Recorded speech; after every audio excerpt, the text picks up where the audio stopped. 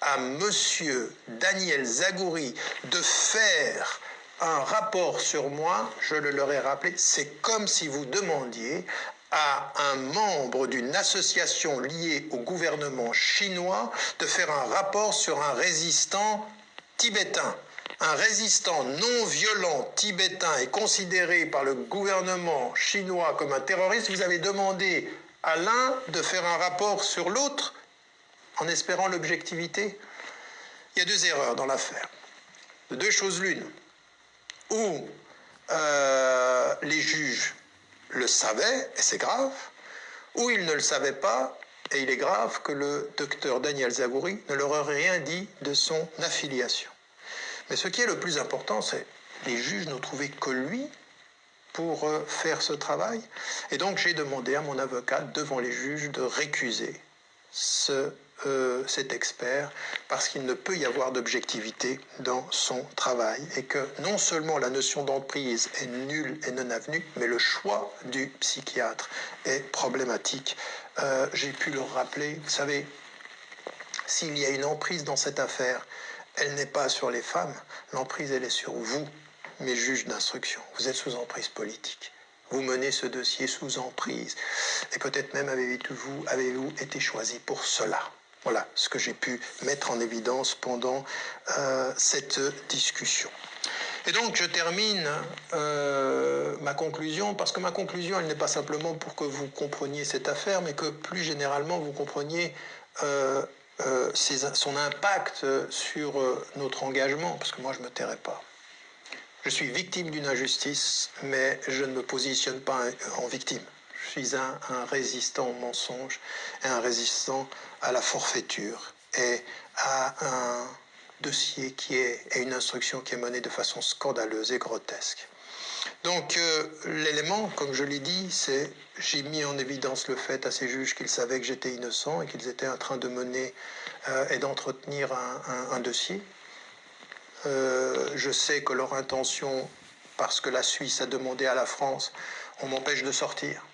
Je leur ai dit, vous m'empêchez de sortir. D'ailleurs, vous m'avez tout refusé, de l'accès à mon dossier, au fait de pouvoir vivre ma vie. Vous m'avez tout refusé. Vous me refusiez même les soins adéquats à mon état de santé. Vous me refusiez même la relation avec ma mère qui était à l'hôpital. Vous deviez vérifier si c'était à l'hôpital parce que non seulement j'avais menti sur ma maladie, la sclérose en plaques, mais j'avais même peut-être menti sur le fait que ma mère était malade. C'est inhumain et révoltant. Et donc, en l'occurrence, à ces juges, j'ai pu mettre aussi en évidence le fait que non seulement je savais qu'ils savaient que j'étais innocent, mais que leur intention était non seulement de me mettre... Alors je le savais, hein, la veille je l'avais dit, avant l'interrogatoire, j'ai dit ils vont me mettre en examen. C'est ce qui n'est pas manqué d'arriver. Et comme la Suisse leur a demandé, leur intention c'est de me mettre en examen également pour la Suisse. C'est ça, en fait, dans un dialogue de sourds. Mais moi, je ne vais plus entrer dans cette mascarade de la même façon. À un moment donné, il faut dire ça suffit. À un moment donné, il faut dire ça stop à cette mascarade. Et s'il le faut, j'en discuterai avec mes conseils, j'irai jusqu'à refuser désormais de m'exprimer. Je ferai en fonction de comment le dossier va évoluer. J'ai rappelé le caractère grotesque et j'aimerais que vous tiriez des conséquences de cela.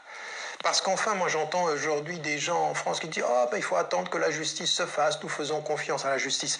Mais c'est une plaisanterie. Ceux qui disent ceci aujourd'hui, comme je l'ai rappelé dans ma lettre ouverte, dans l'introduction de ma lettre ouverte à Nicole Belloubet, la ministre de la Justice, ce sont ceux qui veulent fermer les yeux sur cette procédure. Soit ils ont peur, je peux le comprendre, soit ils sont lâches, à chacun son destin, soit en l'occurrence, ils ne voient pas ce qui est en train de se passer. Et ceux qui étaient dans le combat commun avec moi pour la dignité et la justice devraient se poser la question de leur silence aujourd'hui. Je ne leur demande pas de me défendre. Je leur demande d'être des citoyens dignes qui défendent la justice et qui défendent l'égalité de traitement des hommes devant la justice. C'est ça que je leur pose comme question. Je ne vous pose pas la question de défendre un homme. Mon destin ne vous appartient pas. Par contre, le droit dans ce pays vous appartient. La justice dans ce pays vous appartient. Et donc, ce que j'ai dit aux juges d'instruction va également pour vous. Ce que je leur ai dit, non à la manipulation, non à la partialité, non à la manipulation et au grotesque, eh bien, comme citoyen, c'est d'exiger de la ministre, en l'occurrence, et de tous ceux qui sont les garants de cette justice, de faire leur travail. Le danger aussi, c'est que on m'attaque moi parce que je suis une figure visible, mais c'est pas simplement ça, c'est que en m'attaquant moi comme figure visible, c'est aussi toutes les conséquences.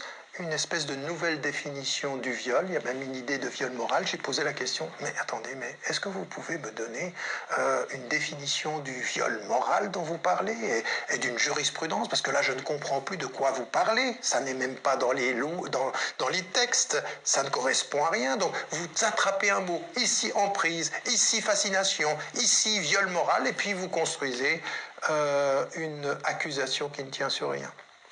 Ça veut dire que vous devez m'entendre, vous devez entendre ceci et en tirer toutes les conséquences en tant que citoyen libre. Demander que justice soit faite, c'est aujourd'hui ne pas faire confiance à la façon dont la justice est faite. Elle n'est pas faite de façon impartiale.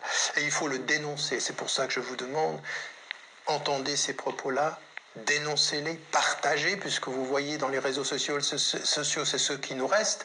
En l'occurrence, il faut savoir que ma lettre a été refusée par tous ces organes de presse, donc il ne reste que les réseaux sociaux à partager. On va, cet enregistrement, on le mettra sur Facebook, même s'il n'est pas en direct, parce que faudra se poser la question de savoir pourquoi on m'empêche d'avoir un direct. Et donc, il faut que vous compreniez les enjeux et puis de comprendre qu'aujourd'hui, ce qui s'est passé dans cet interrogatoire, ce que je vous transmets ici, c'est ce que j'ai dit à mes juges. Une partie des médias ont rapporté ce que j'ai dit, l'essentiel pas toujours, et donc il m'apparaît important que tout ça soit dit de façon claire. Beaucoup de médias se sont tus, beaucoup de médias, je veux dire, il n'y a pas eu de secret, de respect de le secret de l'instruction. Vous avez vu ce qui s'est passé en l'occurrence avec l'affaire Benjamin Griveaux. On a dit il faut respecter sa famille. Moi, on n'a rien respecté du tout. J'aurais attendu d'un certain nombre de médias.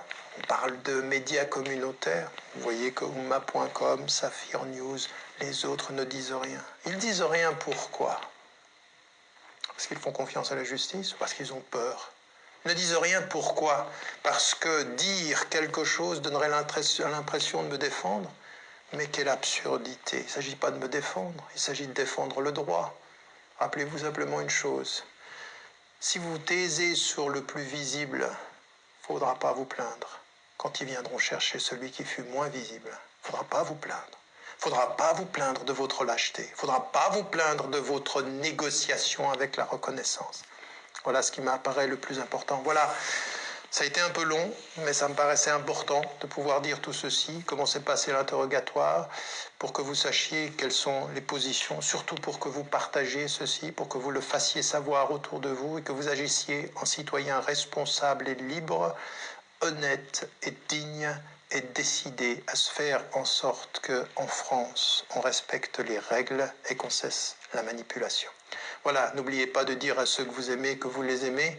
La vie est fragile, mais j'ai répété aussi que notre foi est solide et que nous continuerons le combat. Victimes d'injustice, nous ne serons pas victimes d'un système politique qui ne veut pas nous entendre. Et il faudra bien qu'un jour la vérité soit dite et qu'on nous entende. La paix vous accompagne.